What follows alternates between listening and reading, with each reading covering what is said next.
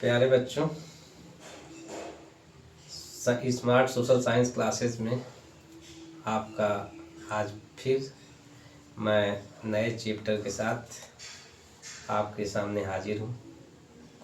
आज हम सब जानेंगे कि मुद्रण संस्कृति और आधुनिक दुनिया। बच्चों, आज हम जो लिख पढ़ रहे हैं और समाज में जो अनवरत प्रगति कर रहे हैं वो मुद्रण संस्कृति की देन है। और इस मुद्रण संस्कृति के द्वारा भारत में ही नहीं बल्कि विश्व में आमूलचूल परिवर्तन हुआ। इसलिए मुद्रण संस्कृति बहुत ही महत्वपूर्ण है और यह सभ्यता, यह कल्चर एक समाज को नई दिशा और दशा सुधारी। प्यारे बच्चों, जो क्वेश्चन आप लोगों का ऑब्जेक्टिव टाइप का इस लेसन से पूछा जाता है वह इस प्रकार से क्वेश्चन है। इसमें मैं आप लोगों को पूरे डिटेल में जो वर्णनात्मक 1 वर्णनात्मक 2 है उसके विषय में भी मैं बताऊंगा, और जो आप लोगों को ऑब्जेक्टिव टाइप का क्वेश्चन आता है मैं उसको समझाने का और बताने का प्रयास कर रहा हूँ।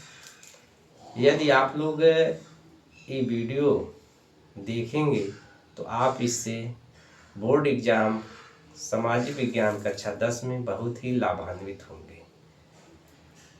प्यारे बच्चों, क्वेश्चन इस प्रकार से है, ऑब्जेक्टिव टाइप का पूछा जाता है कि मार्टिन लूथर कौन था।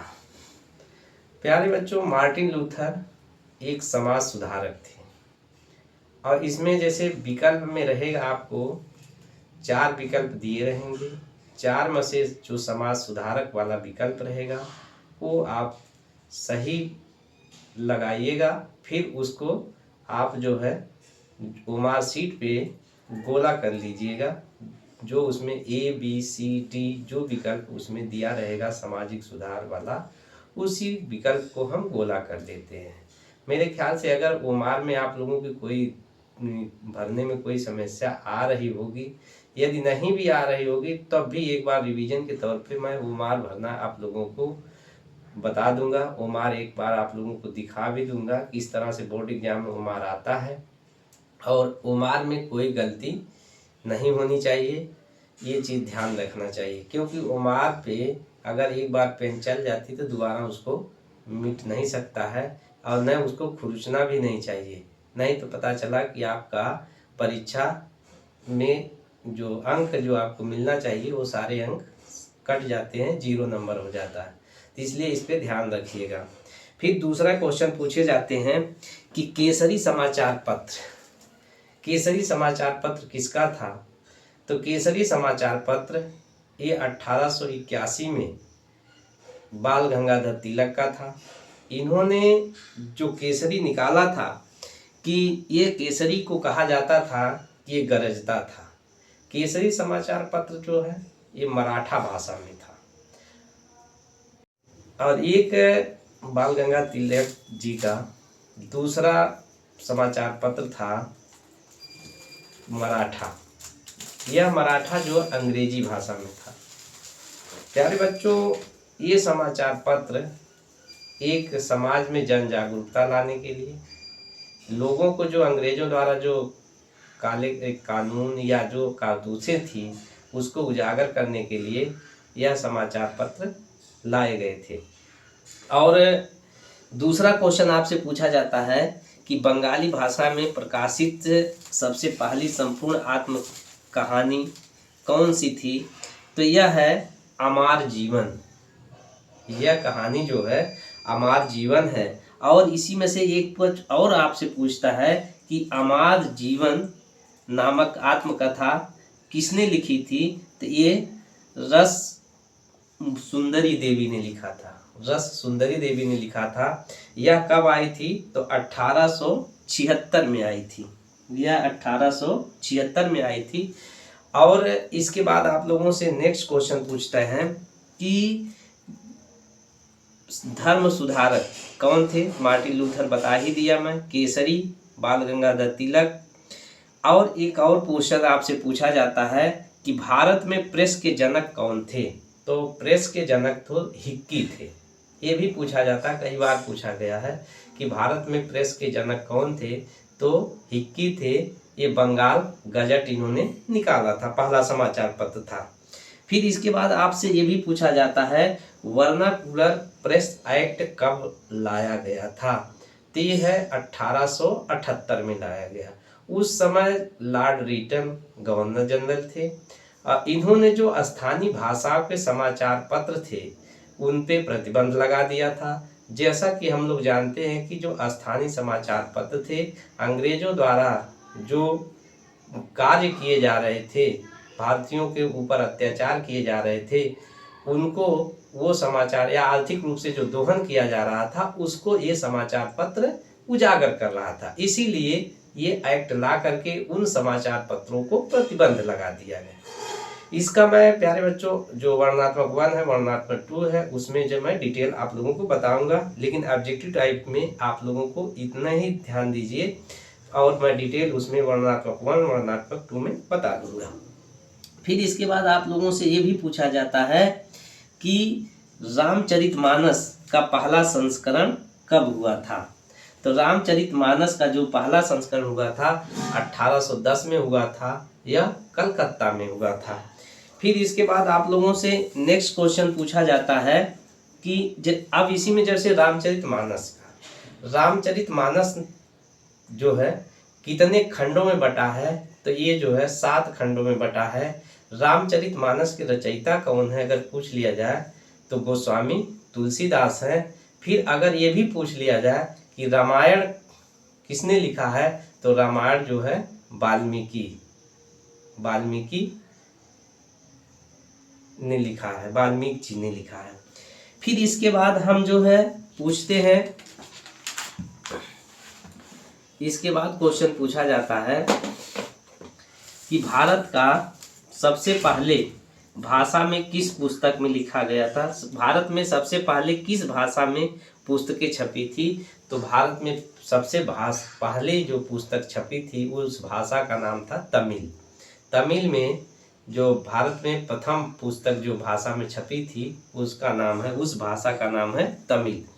फिर इसके बाद आपसे पूछा जाता है कि पश्चिम यूरोप में 2 देशों के नाम बताइए जहां उपन्यास ने पहले जड़ें जमाई थी। तो वो था इंग्लैंड और फ्रांस था। इंग्लैंड जिसको ब्रिटेन के नाम से भी जाना जाता है। इसके बाद आप लोगों से गुलामगिरी का भी पूछता है। गुलामगिरी नामक पुस्तक किसकी है? तो गुलामगिरी जो पुस्तक उन्होंने लिखा था वो महात्मा ज्योतिबा फूले ने लिखा था। फिर आपसे ये भी पूछा जाता है कि ज्योतिबा फूले का संबंध किससे है? तो ज्योतिबा फूले का संबंध जो है समाज सुधारक से है।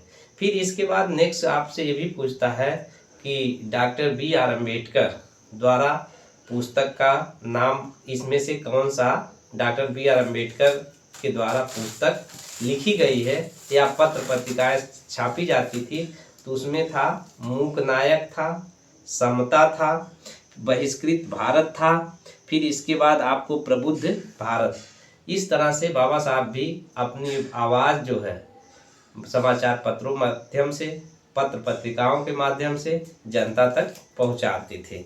ये क्वेश्चन कई बार पूछा भी जा चुका है। फिर इसके बाद आपसे पूछा जाता है कि 16वीं सदी में प्रिंटिंग प्रेस में भारत में किस राज्य में आया था? तो 16वीं सदी में जो भारत में पहला राज्य था वो गोवा था। प्यारे बच्चों, इसके और भी क्वेश्चन पूछे जाते हैं, जैसे लेटेस्ट घटनाओं के विषय में भी पूछा जाता है। क्योंकि ये सामाजिक विज्ञान का विषय है, इसलिए सामाजिक विज्ञान अपने सब्जेक्ट से ही नहीं बल्कि कुछ करंट के भी क्वेश्चन पूछे जाते हैं। जैसे अभी पूछा जाए कि हाल ही में जो विधानसभा का चुनाव हुआ था वहाँ वो हुआ था बिहार में कुल कितनी सीट, विधानसभा की कुल कितनी सीटें हैं? 243, 243। फिर इसके बाद वहाँ वर्तमान में 10वीं बार किसको मुख्यमंत्री बनाया गया था? तो माननीय श्री नीतीश कुमार को बनाया गया है। वो 10वीं बार इस बार मुख्यमंत्री बने हैं। फिर दूसरा आप लोगों से ये भी पूछता है कि उत्तर प्रदेश की घटनाओं के परिदृश्य में पूछता है कि वर्तमान में उत्तर प्रदेश की राज्यपाल कौन है। तो वर्तमान में जो है उत्तर प्रदेश की राज्यपाल है महामहिम आनंदीबेन पटेल। फिर इसके बाद आप लोगों से ये भी पूछता है उत्तर प्रदेश में लोकसभा की कुल कितनी सीटें हैं। तो उत्तर प्रदेश में लोकसभा की कुल 80 सीटें हैं। फिर आपसे ये भी पूछता है कि उत्तर प्रदेश में विधानसभा की कुल कितनी सीटें हैं। तो विधानसभा की हैं 403 प्लस एक जो सदस्य होता है वो राज्यपाल द्वारा नामित होता है। फिर इसके बाद आपको विधान परिषद में कुल कितनी सीटें उत्तर प्रदेश में हैं। तो विधान परिषद की कुल सीटें हैं 100। फिर आपसे ये भी पूछता है कि राज्यसभा की कुल कितनी सीटें हैं। तो राज्यसभा की कुल सीटें हैं 31। प्यारे बच्चों, एक चीज और आप लोगों की उम्र के विषय में पूछ देता है कि एक राज्यसभा का कोई सदस्य बनना चाहता है तो उसकी उम्र कितनी होनी चाहिए। एक ग्राम प्रधान बनना चाहता तो उसकी उम्र कितनी होनी चाहिए। एक लोकसभा का सदस्य बनना चाहता तो उसकी उम्र कितनी होनी चाहिए। प्यारे बच्चों, मैं एक क्रम से आप लोगों को बता रहा हूँ। एक प्रधान अगर व्यक्ति बनना चाहता है तो उसकी उम्र 21 वर्ष होनी चाहिए। कितना? 21 वर्ष होनी चाहिए। यदि कोई लोकसभा का सदस्य बनना चाहता है या विधानसभा का सदस्य बनना चाहता है तो उसकी उम्र 25 साल होनी चाहिए। कितनी उम्र होनी चाहिए? 25 साल होनी चाहिए। इसके बाद यदि कोई राज्यसभा का सदस्य बनना चाहता है या विधान परिषद का सदस्य बनना चाहता है तो उसकी उम्र 30 साल होनी चाहिए। प्यारे बच्चों, कैसा लगा आप लोग कमेंट बॉक्स में ज़रूर दीजिए। धन्यवाद।